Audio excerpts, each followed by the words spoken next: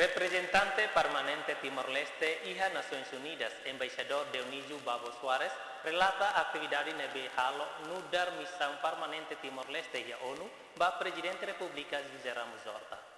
Banhira remata hasarumalo embaixador Dionísio Babo ba jornalista e a Palácio Presidencial Nicolau Lobato ba rupite quarta nedehan, mai halo audiência privado ho presidente objetivo atau relata alcanço no serviço sira nebe missão permanente atinziona o di fotias Timor-Leste nenarang hia palco política mundial.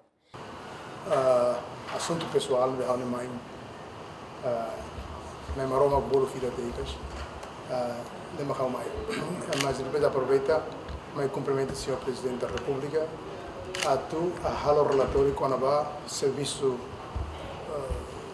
missão permanente Timor-Leste das Nações Unidas, neve halo durante Tina Idene, tomamos relatório com a nível de alcanços nível maca e tem a missão halo onde eleva Timor-Leste minha profile internacionalmente diria ONU.